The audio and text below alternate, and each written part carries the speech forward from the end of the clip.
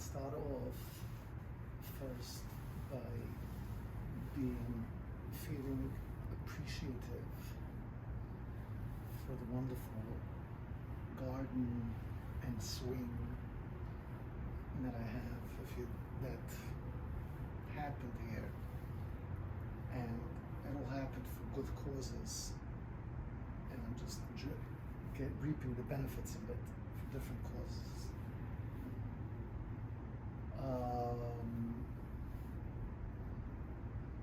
To continue for a minute with the experience of the English alphabets,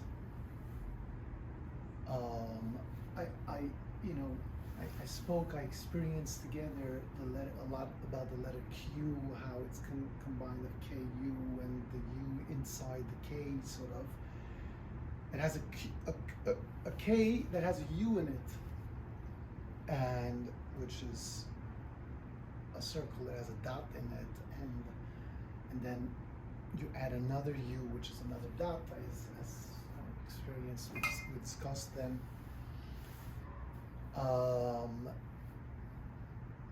So I mentioned also an interesting point that the W, which is two Yuds, and the Vav, which creates a Vav. So every time we say W, we are actually doing it. We are saying W, and we are visualizing two V's. That's the way we think about a letter. We visualize it, and so we're actually pronouncing it W and visualizing it as V's, as a Vav.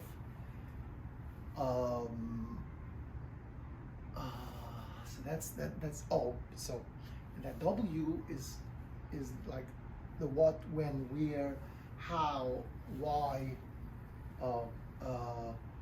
which of the world. All, it's like sort of saying, because W, but it's interesting to note that W has the Yud and the Vav, but it doesn't have the Hai, it doesn't have the H. So when they use it in this context, in order for it to have the Yud, the Vav, and the H, it makes it a little softer, and besides which the H, being that it's a letter that is just a breath, is like, in letters, it's the most abstract kind of letter. It has no form in it at all. So it represents in Hebrew letters the name Elokim. We don't say the hey, the hi. We don't say in its regular form the h sound, because of its abstract holiness. And holiness means abstract, means beyond form and definition. So W, when, where, what, how, why, which, it always comes together with a H, which is also an interesting observation. And English language has letters that sort of take like a certain definition. As I'm saying, the WH is obvious by the fact that they're using it. What, when, where, why, which, and how, and all with WH. It's obvious that the WH has in it the essence of saying, as if WH connotes, brings out what's behind, what's really happening, what, not, so, because in a certain way there's a TH that is this, then, there, which is the source. It's the TH sound, which is saying it is what you see it is, and the what is sort of asking the question of who, what, when, where. Like it's asking what's behind all this. And just to note that the T is the end of the Hebrew letters. The Roman alphabet, the English alphabet, follows very much, pretty much the Hebrew alphabet, except when there's a double, where they, instead of Kuf, Resh, Shin, Tov, they would do Q, R, S, T. Q. They took the K because they already have a K and they made it into a Q. The same is with a I and the J. I is a tes, and a tes is shouldn't really, that's in place of the tes. So that's because there is a T already. So there's a double. So they're using the I as part of the J, as y sound, the y sound, the yud sound, which is, there's some questions why they did it, but it seems intentional. But other than that, then there are other, places where they're changing around, but on the most part, it follows the Hebrew letters. And when you come to T, that's where the Hebrew letters ends, and that's where sort of the fun starts, where they take a vowel, U, instead of saying U, they make it the Y sound to make the Yud, and then the V is the V sound, so they want to make the U and the V, meaning that's why in place where the Vav is, they put the F sound. So it's similar to Vav, but they wanted to keep the Vav sort of towards the end, where they have connecting U, V, and then they have W and written and pronounced double V, right? So they're really using these letters to show, to talk about the name of Hashem. And that's where they start. And then they have X, which is again a double, really, of an existing letter. It's like just they threw it in here, and as I discussed last time, there's some interesting experiences to experience every time you mention the letter X. And then there's Y. Now Y is one of the W's, right? That we were talking about. That it's another way of expressing, what's happening. Now Y is a very interesting letter because it's pronounced wa. Why? Wa. It's a y. It should be pronounced yai. Why? Wa. How's the W come in there? How did the W fly into there? Where's the W there? But yet, here again, they made sound. You should sound the letter w and pronounce y. The other way around. W is pronouncing y, the letter, and sounding it, using it as w. Y is pronouncing it w. Why? We, w, it's w, it's the w sound. There's no y there. Y is not a y. There's Y is just like we. It's just a different vowel, but it's not y. And so it's just like as if they decided to disregard the y and just call it w, and then when it's used as a y sound. So again, it's obvious how they're playing around with the playing. I mean, they had crazy, beautiful intentions of, or as I said, Hashem just put it into them without them knowing, and created this evolution process that they claim, the academics claim, happened to all these different ABCs, the weirdness supposedly of it. But we have the W, that's the Y, that's the W sound, and it's y, and again, and we have the H there, just to make sure to have the there they put in the two names, the two letters, the y and the w, and an H, to really get it there. Now, going back to X, as I was saying, that the TH has a certain definition in the English language, and WH has a certain definition of the essence of it. That's like sort of the W. It's the questioning. It's the hidden essence of it. That's probably the word. W. It's the hidden essence of it.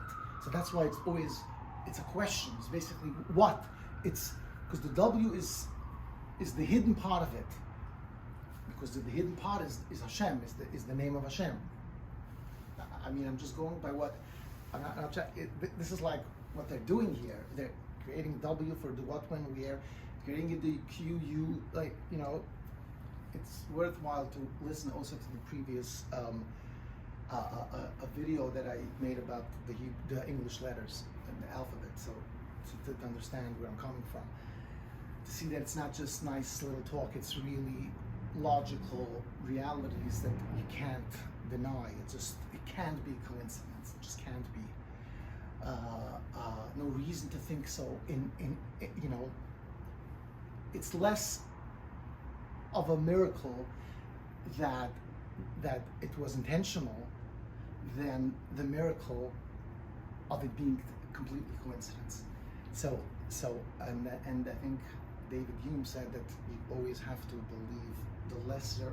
If believing the miracle, if not believing the miracle is a greater miracle, is even more weird, then you have to accept the other option. So to me, you know, to me Hashem is obvious, like from my own existence, and so to me it's like, it's a lot more likely to think that there is something happening, that it's something Hashem put into their minds or whatever created, because to say that it's a coincidence, all these letters, is like, you know, as I said, you can even see the WH has this definition, the TH has this definition, then you have the X. X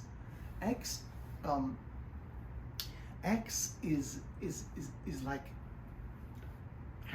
is very interesting because it's used a lot and always in the sense of exit, Xing, which, you know, you have to define carefully what it means, because it's always extra, exponential, explicit, you know, everything is going out, ex-partner, it's like, it's exiting, because that's X, it's exit. It's the process of from one place to the other, transfer, exfer, it's going from one place to the other. It's like that process going out from here to someplace else, to something unknown maybe, that's X. I mean,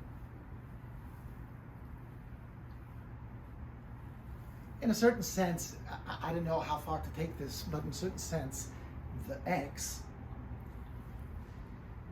if you put the X in a box, make an X, put it and box it around it, just to give it a little more definition.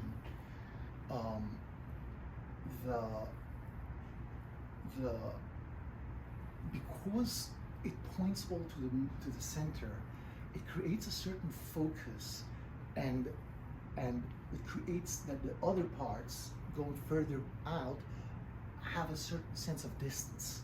It creates a certain 3D look because of the very strong focus of these, and to one center point.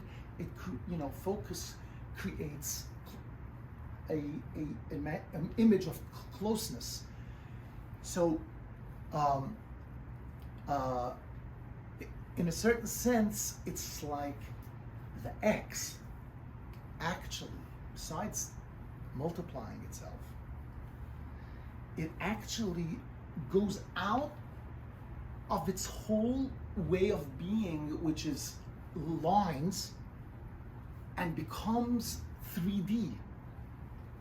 You know, that's interesting thing, you know, to point out that the X has that thing of actually going out of from where it is to a new place. Now, but what's very interesting, and what's very something with maybe I might learn from, is that the very word existence is going out. Is like someone that is constantly exiting, but it's not. It's like doing it non-stop. Like there's commune and then there's communist. There's X and then there's exist, where you keep on doing that. You keep on Xing, going out. Experience also going out. What's with the X? Why is existing going out? But existence is change. If there's no change at all, it doesn't exist. Exist is where it causes something else, for awareness for something different. For not something happens. If nothing happens, then the whole existence operates in a way of change, which needs to be discussed and opened up more. But what I'm saying is that it makes sense that the X. It's interesting how they came to this idea that the X is existing. Existing is Xing, is going out. It's constantly going out of this reality to something new. And you see, that's and how do you go out from this reality? How it's always creation is always two things come together and some